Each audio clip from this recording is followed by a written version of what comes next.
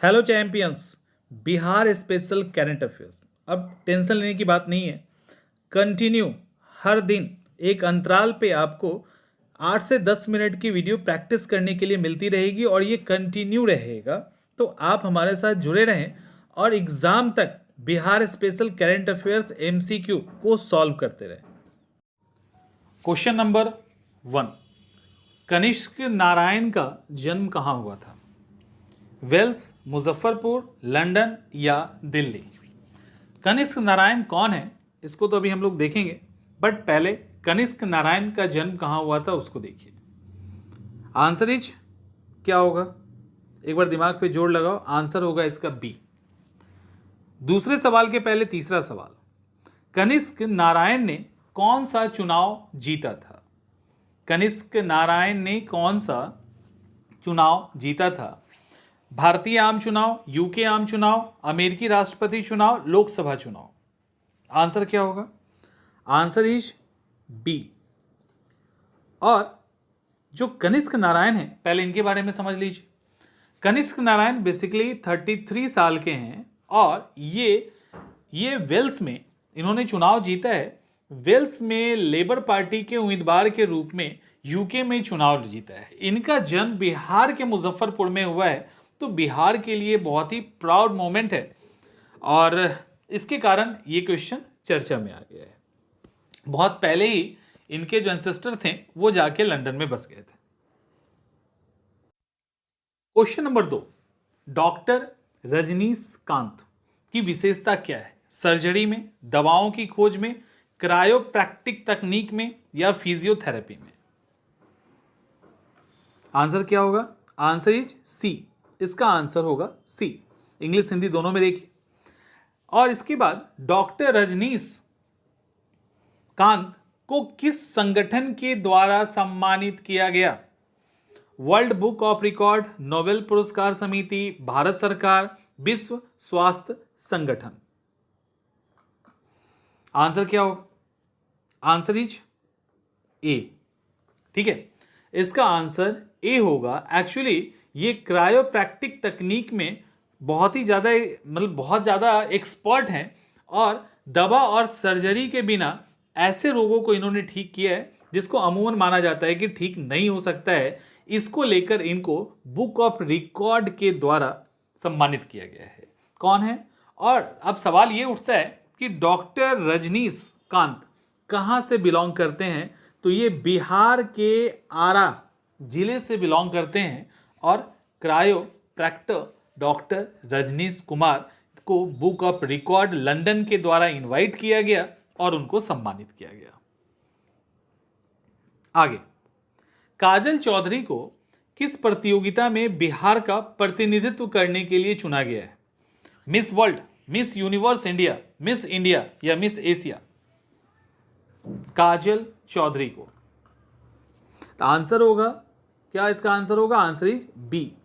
Miss universe India के लिए इनको चुना गया है। इसके साथ एक और सवाल है, मिस यूनिवर्स इंडिया के लिए बिहार में पहली बार ऑफिशियल ऑडिशन कहां आयोजित हुआ था? और पहली बार ऑफिशियल ऑडिशन पटना के निफ्ट में, दिल्ली के नेशनल म्यूजियम में, मुंबई के फिल्म सिटी में, बेंगलोर के कैंपागोडा इंटरनेशनल एयरपोर्ट पे?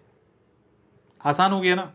तो आंसर इज ए। देखिए, दरअसल काजल चौधरी जो हैं वो पटना की रहने वाली हैं और पर उन्होंने मिस यूनिवर्स इंडिया प्रतियोगिता में स्टेट को रिप्रेजेंट किया और उनको चुन लिया गया है।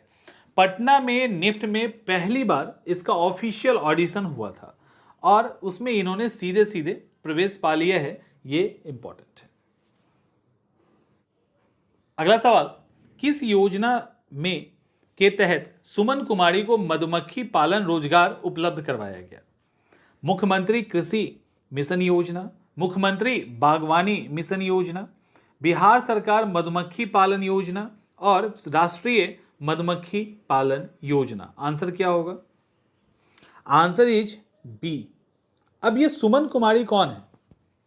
सुमन कुमारी पश्चिम चंपारण के बेतिया, ठीक है, पश्चिम चंपारण एक डिस्ट्रिक्ट है, उसमें बेतिया से ये बिलोंग करती हैं और इनको अभी क्या हुआ, ये मधुमक्खी पालक हैं, यानी मधुमक्खी का बक्सा ये लगाती हैं और 78 स्वतंत्रता दिवस के अवसर पर बिहार सरकार के मंत्री के द्वारा उनको सम्मान दिया गया था। दरअसल इनको ये सुविधा बिहार सरकार की मुख्यमंत्री बागवानी मिशन योजना के तहत दिया गया और इसी के तहत मधुमक्खी पालने का रोजगार इनको मिला था, जिसमें काफी अच्छा कर रही थी।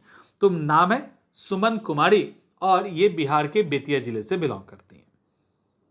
नीतीश कुमार पटना के गांधी मैदान में कितनी बार झंडा फहराए हैं? कितनी बार? आंसर क्या होगा? 14, 18, 20 या 22? तो आंसर इज 18। 18 बार उन्होंने झंडा फहराया है। अब नीतीश कुमार ने टोटल 18 बार झंडा फहराया है, ठीक है, और ये लगातार नहीं बट 18वीं बार झंडा फहराने का इन्होंने रिकॉर्ड बना लिया है। इसके पहले सबसे अधिक तिरंगा फहराने का जो रिकॉर्ड था वो 14 बार का रिकॉर्ड था बिहार के मुख्यमंत्री केसरी श्री कृष्ण सिंह के नाम पे। तो ये इंपॉर्टेंट फैक्ट है। प्रधानमंत्री नरेंद्र मोदी के द्वारा सुनीता देवी को क्यों सम्मानित किया गया? सुनीता देवी को क्यों सम्मानित किया गया? मधुबनी पेंटिंग में उनके योगदान के लिए, बिहार में महिला मुखिया के रूप में उनके उत्कृष्ट कार्य के लिए, महिला सशक्तिकरण को बढ़ावा देने में उनकी भूमिका के लिए, या भारतीय सेना में उनकी सेवा के लिए क्यों दिया गया? याद करो, आंसर इज बी। इसका आंसर बी होगा। बिहार के महिला मुखिया के रूप में उनके उत्कृष्ट कार्य के लिए उनको दिया गया है। अगला सवाल, सुनीता देवी का पंचायत कहाँ स्थित है? भारत पाकिस्तान की सीमा पे, भारत नेपाल की सीमा में, पटना में, मुजफ्फरपुर में? सुनीता देवी का पंचायत कहाँ स्थित है? तो आंसर इज बी, भारत और नेपाल की सीमा पे। फैक्ट क्या है कि स्वतंत्रता दिवस के अवसर पर देश के प्राइम मिनिस्टर नरेंद्र मोदी के द्वारा मोतिहारी की एक महिला मुखिया इनको सम्मानित किया गया। पीएमओ की तरफ से उनको दिल्ली बुलाया गया था और भारत और नेपाल के बॉर्डर पे छौरा दानो करके प्रखंड है, उसके अंदर महुआवा पंचायत है, उनकी ये मुखिया थी। वहाँ पे इन्होंने मॉडल आंगनबाड़ी केंद्र बनाया, सड़क की सुविधा दी, अलग अलग तरीके से उन्होंने अपने पंचायत को एक नया रूप दिया। इवन पंचायत के अंदर जाने के पहले जहाँ से पंचायत स्टार्ट होता है एक बड़ा सा गेट बनाया है भारत पाकिस्तान की सीमा पे। तो वो सारा काम इन्होंने किया है। चलिए आगे चलते हैं। गोदावरी दत्त से रिलेटेड सवाल है। पद्मश्री गोदावरी दत्त भारतीय कला में उनका क्या योगदान था? बंगाल की जामदानी साड़ियों को लोकप्रिय बनाया। दूसरा, भारत और विदेश में मधुबनी पेंटिंग को उन्होंने लोकप्रिय बनाया। उन्होंने भारत और विदेश वह एक सुप्रसिद्ध भरतनाट्यम नाटिका थी, वह एक कुशल मूर्तिकार थी। आंसर क्या होगा? देखो इसका आंसर तो है बी आंसर होते थोड़ा थोड़ा दिमाग में आ रहा होगा। अब पद्मश्री गोदावरी दत्त का डेथ हो गया, लेकिन उनका जन्म कहाँ हुआ था? दरभंगा में, मधुबनी में, पटना में या दिल्ली में? उनका जन्म कहाँ हुआ था? आंसर इज ए, दरभंगा में। अब ये है कौन?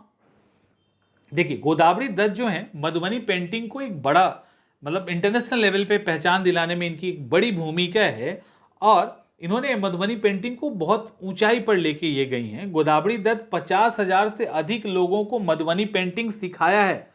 50K से अधिक लोगों को उन्होंने सिखाया है। इंदिरा गांधी भी उनसे इंस्पायर्ड थी और इनका जो जन्म था 1930 में, यानी गुलाम भारत में, दरभंगा जिले के अंदर हुआ था। दरभंगा जिले में एक भगवती स्थान है, वहाँ पे हुआ था और बचपन में उनके पिता का डेथ हो गया तो उनकी माँ सुभद्रा देवी से मिथिला पेंटिंग वो सीखी और आगे मिथिला पेंटिंग सिखाई। अब उनका निधन हो गया है। Important fact. इस क्लास के साथ इतना ही। जल्दी ही हम दूसरे क्लास के साथ मिलेंगे, तब तक अपना ध्यान रखिए।